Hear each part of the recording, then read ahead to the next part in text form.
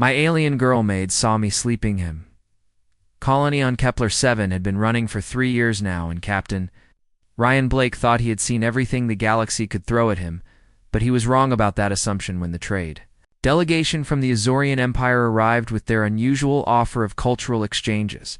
Azorians were a mysterious species, tall and elegant with skin that shimmered between silver and pale blue, depending on the light and their mood there. Eyes were large and luminescent, ranging from deep violet to bright amber, and they moved with a grace that made humans feel clumsy by comparison. Despite their advanced technology, they were curious about human customs and wanted to learn more about the species that had spread across the stars so quickly. Ryan was a practical man in his early 30s, with brown hair that never quite stayed in place, and green eyes that missed nothing as the colony administrator. He dealt with supply chains, crop rotations, and the endless paperwork that came with keeping 5,000 people alive on a frontier world. He lived alone in a modest prefab house on the edge of the main settlement, preferring the quiet to the constant buzz of the central. District 1, the Azurian ambassador suggested a homestay program where Azurian citizens would live with humans to learn their ways. Ryan had agreed without thinking much about it. He assumed he would get some scholar or diplomat instead. He got Kira. Kira arrived on a Tuesday afternoon, carrying a single small bag that seemed far too light for someone planning to stay for 6 months. She stood at his door, tall and willowy, with skin that gleamed like moonlight on water. Her eyes were a warm amber color, and her hair, if it could be called that, was a flowing mass of something that looked like liquid silver. Pulled back in a practical style, she wore simple clothes that humans might wear, a soft blue tunic and dark pants clearly chosen. To help her blend in, "Hello, Captain Blake," she said in perfect English, with only the slightest musical accent. "I am Kira Velsarna, but please just call me Kira. I am honored to be your guest." And cultural exchange partnerian blinked, surprised by how young she looked, though he knew that judging Azurian age by human standards was pointless. "Welcome," he said, stepping aside to let her in. "It's just Ryan here. No need for ranks at Hometh."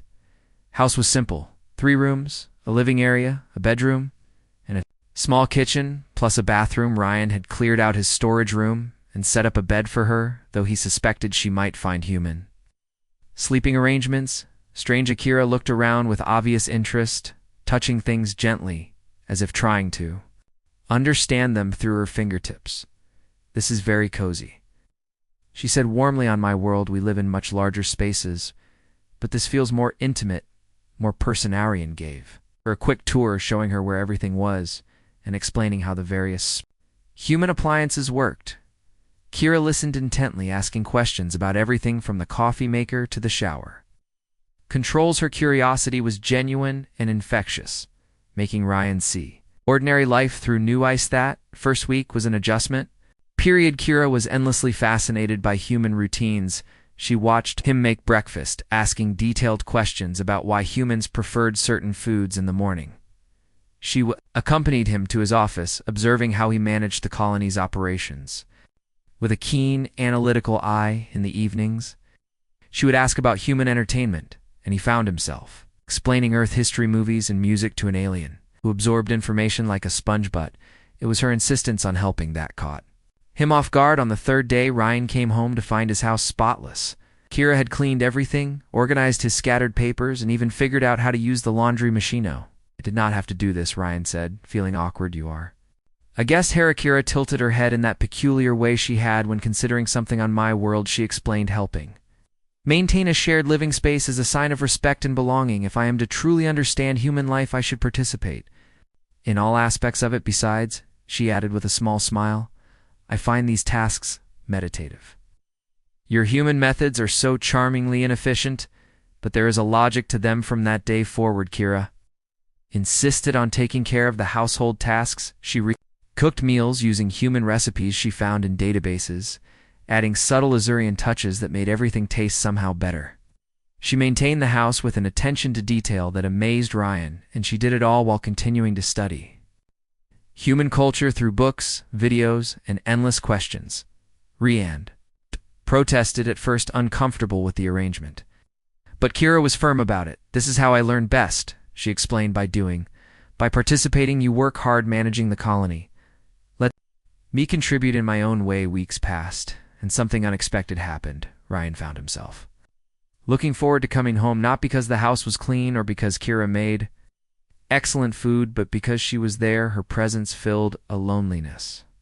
He had not even realized he felt. They would sit together in the evenings, talking about everything and nothing she told him stories about Azorian worlds, about cities that floated in gas giant atmospheres and libraries that stored knowledge in living crystals. He told her about Earth, about forests and oceans, and the simple pleasure of rain. Kira had a way of seeing things that made the ordinary seem profound. She marveled at human resilience, at how quickly they adapted to new worlds. She was fascinated by human emotions, by the way feelings could override logic and lead to both beautiful and terrible. Choisisu humans contain multitudes, she said one evening. As they watch the sunset through the window on my world, we are taught that logic should guide all decisions, but you embrace contradiction. You can be both selfish and selfless, cruel and kind. Often in the same moment, it is messy and inefficient, and absolutely wonderful. Ryan laughed, feeling more relaxed than he had. In months, we are definitely messy. As time went on, the colony citizens grew accustomed to seeing Kira around. She became a familiar sight in the markets and offices, always polite, always interested.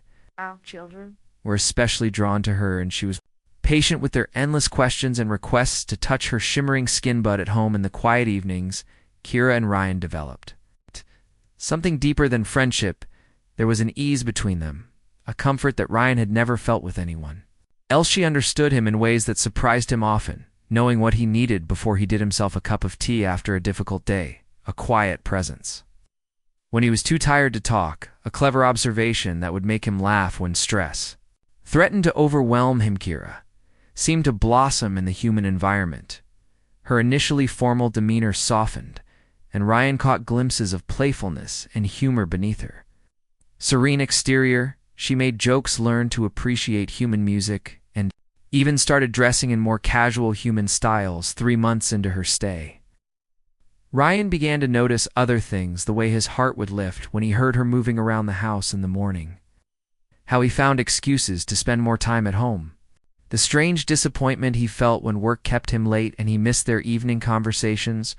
Was falling for her, and that realization terrified him. She was an alien from a species humans barely understood. She was here temporarily for cultural exchange. In 3 more months, she would return to her own people and her own world. Whatever he was feeling, it was impossible and probably inappropriate. Ryan tried to create some distance, threw himself into work, stayed late at the office. But Kira noticed everything. Ave had done something wrong, she asked one evening, her amber eyes full of concern. You seem troubled, and you are avoiding Homeno, Ryan said too quickly. You have not done anything wrong. I have just been by Kira, studied him with that intense gaze that seemed to see right through every wall he tried to build.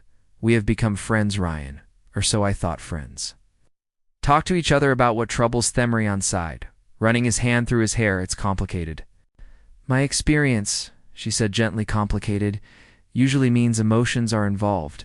Emotions that frighten us. Was right, of course, and in that moment Ryan realized he was tired of pretending. Can I ask you something personal, Kira? Nodded. What do Azurians think about humans romantically? Kira was quiet for a long moment, her skin shifting to a softer blue tone that Ryan had learned meant she was thinking deeply. We think, she said finally, that humans are remarkable. We are drawn to your passion, your intensity, the way you feel everything so deeply. Azurian culture values logic and control, but there is something liberating about human emotion, something we invite individually. Ryan Kira met his eyes, and he saw something vulnerable. They're individually, she said softly. Some of us find specific humans absolutely captivating. Air between them seemed to crackle with unspoken meaning. Ryan knew he should change the subject, step back from this precipice, but he could not. Kira started, but she held up a hand to no. She whispered, I know what you are going to say. I am leaving in 3 months. This cannot work. Our species are too different. But Ryan, I feel it too. Whatever this is between us, I feel it. Toothy sat in silence, the weight of impossible feelings heavy in the air. Wet Do we do, Ryan? Asked Phenolakira, smiled sadly. We have 3 months, perhaps. We should not waste them worrying about the ending. Perhaps we should simply exist in the present moment, is not that? Very Humanrian laughed, despite himself. It is probably the most human thing possible.